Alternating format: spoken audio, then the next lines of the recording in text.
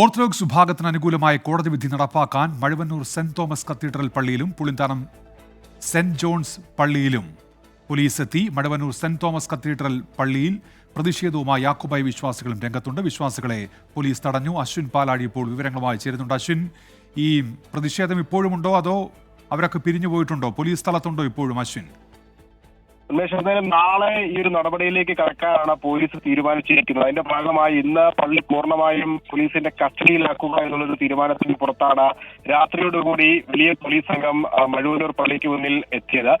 അതേസമയം പള്ളിക്ക് അകത്ത് വിശ്വാസികൾ ഉണ്ടായിരുന്നു. അവരുടെ ഒരു പ്രതിഷേധം ആ ഘട്ടത്തിൽ ഉണ്ടാവുകയും ചെയ്തിരുന്നു. പോലീസിനെ പള്ളിക്കകത്തേക്ക് കയറ്റാൻ അനുവദിക്കില്ല എന്ന് പറഞ്ഞ കഴിഞ്ഞ ദിവസങ്ങളിലെല്ലാം ഉണ്ടായിരുന്ന സമാനമായ പ്രതിഷേധം ഇന്നും ഉണ്ടായി. വിശ്വാസികൾ പള്ളിയുടെ നടയിൽ കുത്തിയിരുന്ന് ഏറെ പ്രതിഷേധിച്ചു.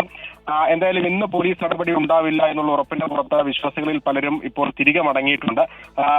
അതേസമയം പോലീസുമായി സംസാരിക്കുമ്പോൾ നാളെ പുലർച്ചെ ഈ കോടതി പറഞ്ഞ രീതിയിലേക്ക് പള്ളി പിടിച്ചെടുക്കാനുള്ള നടപടികളിലേക്ക് പോലീസ് കടക്കും.